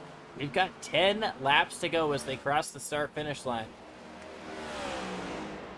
Yeah, in 10 laps, it's going to feel like forever for Opplinger here. He's going to feel like every lap is a minute long. But for someone like Fredericks, he's looking at that 10 laps thinking, that's no time at all. He's going to really try to push the needle here and try to get there. Fredericks had a big slide coming up off of turn number 2. It didn't seem to slow him down much. He's right in the wake of Opplinger right now, though. Justin doing a great job holding on to the race lead. 9 laps to go when they cross the stripe, but only 0.2 of a second. Big time slide there out of Dalton Fredericks. He is pushing it back here.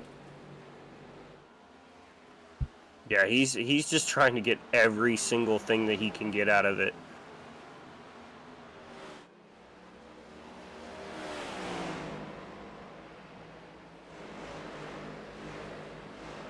Dahl and Cogswell about 0.3 off of each other, off of the car in front. Brandon Storer trying to hold on to a podium position here.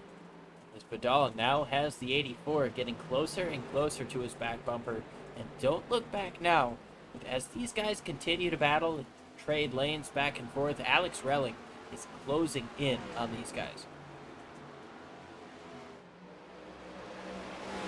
Yeah, and I mean, it's not a lot of time, but he's not as far off as it looks. It's rather easy to kind of make up time here. Running the apron through the dog leg and getting good drives off. It's going to be easy to make up some time. It's always going to be getting around.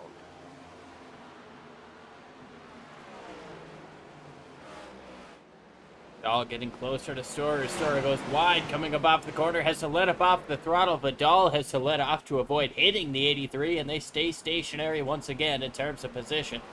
Vidal looks to the outside. There's 6 laps to go, coming to 5 to go. The gap up front is just about half a second, and Vidal trying to get his nose up to the top side. He's going to get it there coming up off of turn number 2. This is the battle for third place. Joshua Vidal on the outside. Brandon Storer on the inside. Storer dives it in deep, trying to pull off the slide job.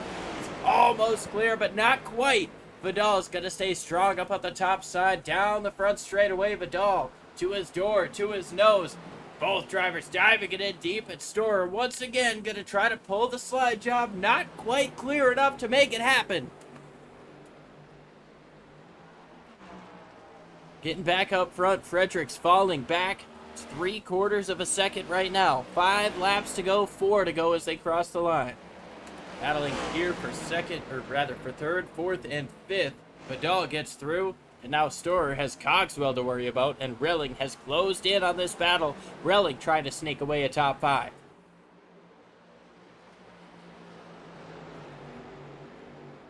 Yeah, and after the day that he's had, I mean, it hasn't been the greatest as he grabs the wall. We've seen a lot of people grab that wall a little bit more than we saw them at Darlington 2 weeks ago. So, Phoenix is kind of putting in a little bit of a, wow, big slide off of that corner. He is trying to get everything he can here in the last 3 laps. Justin Opplinger continues to lead. It's over a second now as he closes in on Jacob Jensen. Doesn't look like it's going to be enough time for that lap car in front to play a factor. He's increasing the gap on Dalton Fredericks behind him. 2 laps to go, 2 miles to go. Looking pretty good for Justin Opplinger. Meanwhile, Cogswell, he's got... Storer, rather, he's got a mirror full of Alex Relling, and if Cogswell makes a mistake, he's going to have all 3 of these guys up under him.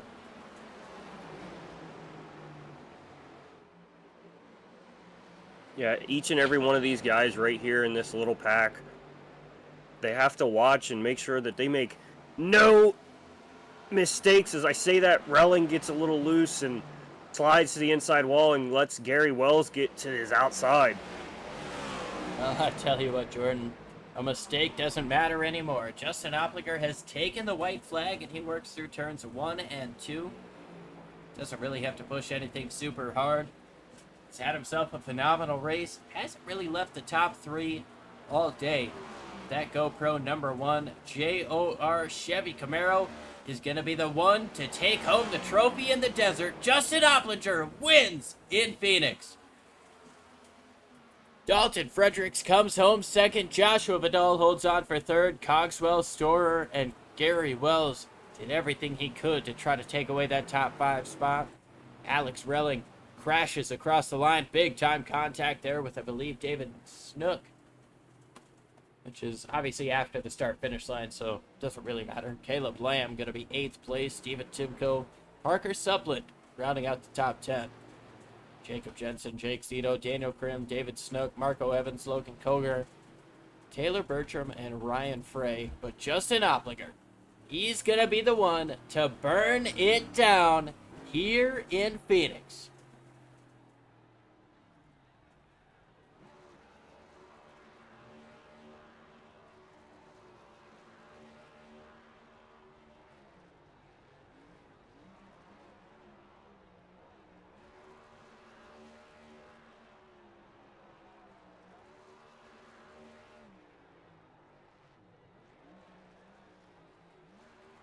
And I mean, that's a well-deserved win. I mean, he showed perseverance. I mean, he showed strength. He showed defense. He showed everything for a winning car here.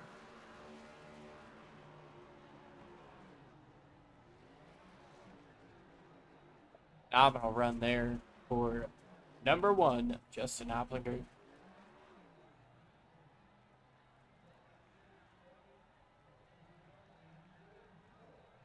Steal away our 3rd place finisher for a podium interview. Joshua Vidal, Jordan. Sorry. Jordan, I think you've got Josh.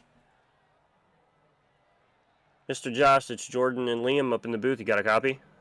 Yep, sure do. So you showed a lot of strength tonight. We were up here saying that a lot of you guys, with the off week, showed a lot more strength this week and really put on a a great show. Do you think having just a week off kind of gave you a moment to kind of collect yourself and kind of re-energize yourself for the week back? Honestly, I don't think it mattered if I had a week off or not, because I did racing the whole time. So, if anything, it just gave me more time to race whatever I wanted to. Yeah, it's always good to be able to kind of put in practice, wherever it may be, officials or just running AI or wherever it may be. You know, you definitely had a lot of battles throughout tonight, and Josh, how I just want to jump in. I know you've had speed a lot of this season, but you seem like, breaking into the top five. I mean, you've been a top five guy, but breaking into the podium, and what does that do for your momentum moving forward throughout the season and racing with these guys? I'm not sure. There's been a few times where I've had the speed, and I don't know. I simply just don't have enough knowledge. This is my first time doing a league race for cup cars and next gen. Um, I know I'm like 7 months deep in this, but I'm still pretty new to league racing on here. So there's still a lot of tricks and stuff that I don't know, and my teammates are slowly but surely teaching me all of them. And I don't know. I just simply don't have the upper hand or the knowledge at the moment. Just trying to learn as I go. I tell you what, Matt, if learning is your goal, you have shown us a tremendous amount of it. I mean, we've seen you work through plenty of traffic. I mean, tonight, dude, traffic was insane for you, and you dealt with it very well. So, give you props there. But talk us through that big battle at the end before we send you to sponsors. I know that I believe it was Brandon. Brandon, I knew he only took 2 tires because he was the first one out the pits on that last pit stop, and there was several cars ahead of him, and he was miles ahead before all of us got out the pit. So I sort of knew he would have the disadvantage, but it's hard to pass here, and I kind of figured he would be blocking and taking up the bottom line the whole time. So I tried moving up, and then I tried moving down. I was thinking about maybe pushing his bumper a little bit, but I was like, that's not a good idea. So I tried a few times to stick my nose around the outside, and eventually it just stuck barely enough to get past him. Other than that, I don't really know. I kind of thought I was going to get passed by the car behind me because I was eating up my tires a bit. It was getting harder each lap to try to pass him. So I'm kind of surprised I kept this third. Well, Josh, you did an amazing job. Who do you want to thank for such a strong run here, finishing on the podium in Phoenix? Just got a few sponsors. Main sponsor BMS, JP Customs, Wells Esports, Warrior Enterprise, All Star 15, Drinking Bros, Off and Turn 1. Yeah, that's about it. And just my teammates for teaching me all the stuff along the way this season. I mean, I've literally come here with little to no knowledge, just basic race knowledge, and I don't know how I'm even up here. Well, we look forward to seeing you up here more. Josh, good job here on the podium finish, and hopefully we'll be talking to you again soon. Yep. Thank you.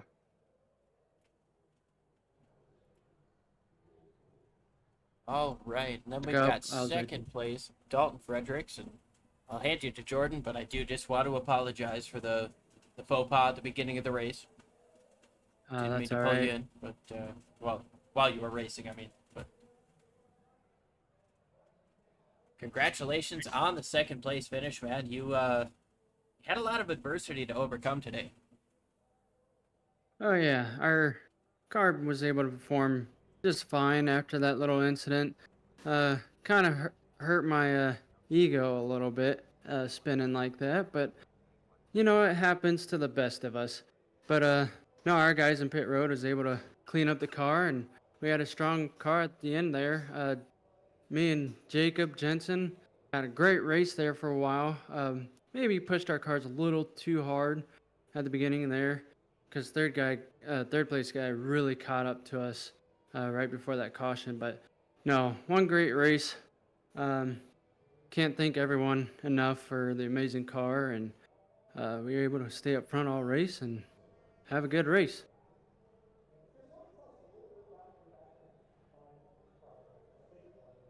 Yeah, Jordan, I know you can kind of attest to it, but that battle that you and Justin had at the end of the race, that was incredible. You guys kind of trading back and forth, and I know you wanted to stay a little bit closer at the end, but kind of walk us through that last run and what was it like on, kind of all out type of tires?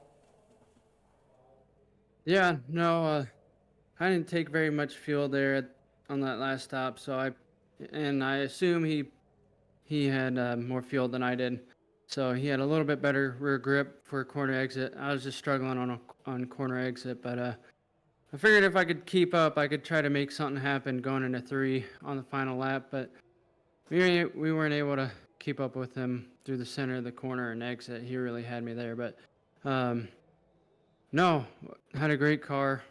Want to thank all my sponsors: All-Star 15 TV, McConey Setup Shop, Drinking Bros Auto Racing Group, Detroit by Design, all the guys at the shop, Joe Hutchings, Gary. Can't thank them enough. Great race. Sucks we didn't get the win, but I'm okay with the P2. Well, usually our last question is sponsors you want to shout out, but you covered that pretty good. Is there anybody else you want to shout out? Well, thank you guys for broadcasting tonight. Able to show off a pretty good race, so. We appreciate that, Dalton. I was more thinking like saying hi to your mom or something. But, no, I kid. I say hi to them too many times. We They'll see me appreciate next you, week. and congratulations on the second place finish here. Incredible run for you today, starting on the pole, finishing second. Hopefully we'll be talking to you again soon. Yep, hopefully next week.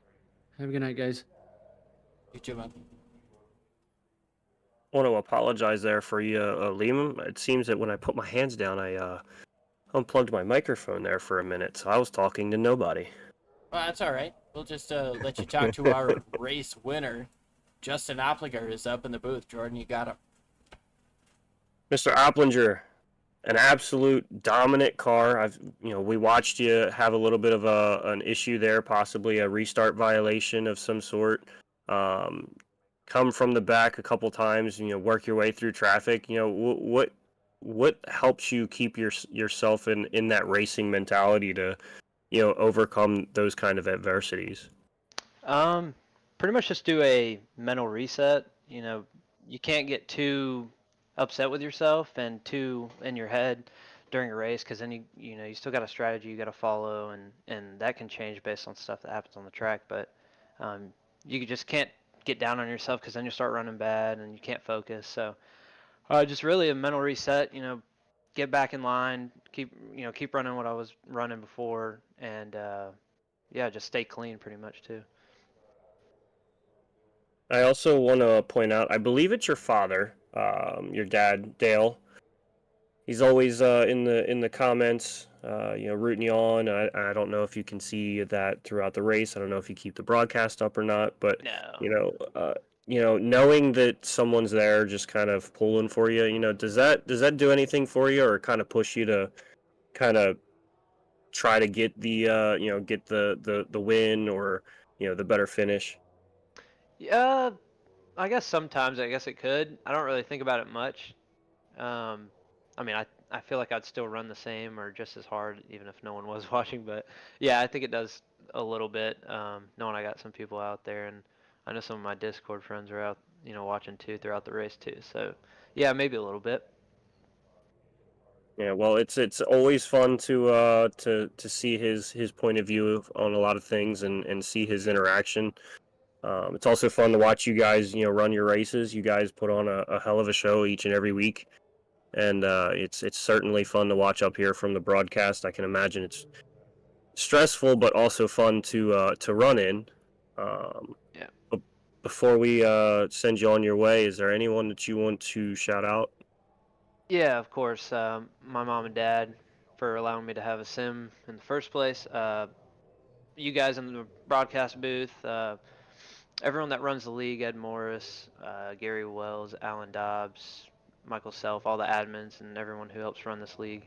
I really appreciate it and I enjoy it. And yeah, my guys in the Discord also. Shout out to you guys. But yeah, I think that's it. Well, we appreciate you taking time to talk to us, and congratulations on the win, and we look forward to speaking with you next week. Yeah, thank you very much. See you. That's gonna about do it for us here on Sim Racing Media. Do apologize for the issues we had this week. Might just be more of a me thing. Justin Opplinger gets the job done over Dalton Fredericks. Joshua Vidal, Jonathan Coxwell, and Brandon Storer round out the top 5. Gary Wells, Alex Relling, Caleb Lamb, Stephen Timko, and Parker Supplin in the top 10. Jacob Jensen, Jake Zito, Daniel Krim, David Snook, Marco Evans, Logan Kogar, Taylor Bertram, and Ryan Frey round out the field. Can't thank you guys enough for spending a Wednesday night with us, even though it's been a little bit rocky. We had ourselves a blast, and Phoenix does not disappoint. It's one of the greatest Phoenix races I've been able to see, and it just stayed close till the very end. Yeah, and I mean they all showed that just coming back this week and being later in this season, everyone's finding a groove and finding ways to better their race strategies and find better drive. And these guys continue to put on good races and good shows, and everyone's kind of stepped it up a little bit here. The XMS Ricmotech Cup Series is definitely the place to be. The Xfinity Series is incredible too. That's where you want to be as well. Tuesday and Wednesday nights, but we've also got incredible racing most every night of the week. So hit that subscribe button and make sure you don't miss a race. That's going to about do it for us here on Sim Racing Media. I'm Liam Irving for Jordan Brockle. As you guys walk through the streets of life, please don't play in traffic. Thanks, folks. Ricmotech, high-performance sim racing equipment. There's only one place to go, ricmotech.com.